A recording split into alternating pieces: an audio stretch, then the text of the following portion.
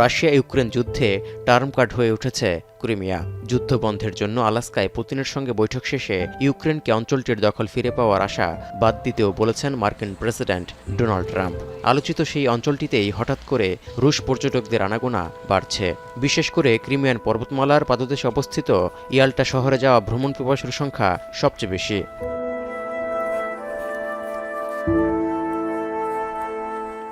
কৃষ্ণ সাগরের তীরের এই অংশে প্রত্যেকেই ছুটে গেছেন গ্রীষ্মকালীন ছুটি কাটাতে, অথচ একটা সময় তারাই অন্য কোনো দেশে যেতেন ছুটির সময় উপভোগ করতে কিংবা ঘুরে বেড়াতেন দেশেরই অন্য কোনো স্থানে।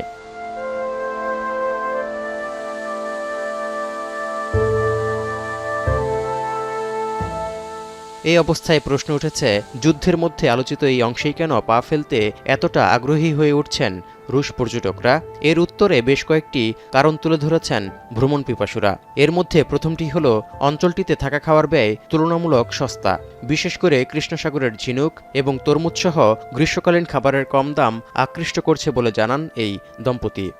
Думаю, что в Крыму гораздо более бюджетно, чем, да, опять же, по сравнению с Краснодарским краем, например, какие-то крупные курорты, Сочи, Адлер, самые известные.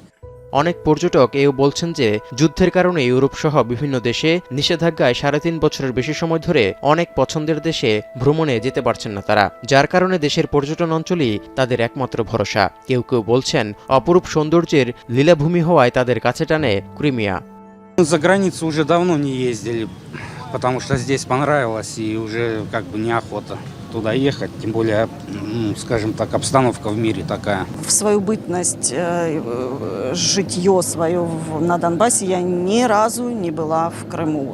খরচ কমানো ও বিদেশ ভ্রমণে সীমাবদ্ধতা ছাড়াও রাশিয়ান পর্যটকরা এবছর ক্রিমিয়াকে বেছে নেয়ার আরেকটি বড় কারণ হল গত ডিসেম্বরে বৈরী আবহাওয়ায় কৃষ্ণসাগরের কার্চ প্রণালীতে রাশিয়ান তেলবাহী ট্যাঙ্কার দুর্ঘটনা। তখন 10,000 টনের বেশি তেল সমুদ্রে ছড়িয়ে পড়ায় দেশটির ক্রাসনোদার অঞ্চলের জনপ্রিয় সমুদ্র তীরবর্তী রিসোর্ট শহর আনাপায় পর্যটক সংখ্যা 70% কমে গেছে। এই সুযোগে বেশ জমজমাট হয়ে উঠেছে ক্রিমিয়ার জনপ্রিয় পর্যটন ব্যবসা। Но вот уже с конца июня и вот по настоящее время мы ощущаем поток туристов, он увеличивается с каждым днем, поэтому можно сказать, что сезон удался, сезон хороший. В этом году появилось очень много новых людей, новых туристов.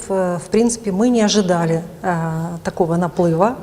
ক্রিমিয়ায় রুশ পর্যটকদের ভ্রমণ চাহিদা বাড়ায় বেশিরভাগ হোটেলেই সেপ্টেম্বরের শেষ পর্যন্ত 100% বুকিং সম্পন্ন। অক্টোবরেও সম্ভবত রুম খালি থাকবে না বলে প্রত্যাশা ক্রিমিয়ার পর্যটন সংশ্লিষ্ট ব্যবসায়ীদের। তৌহিদুর রহমান, এখন বিশ্ব।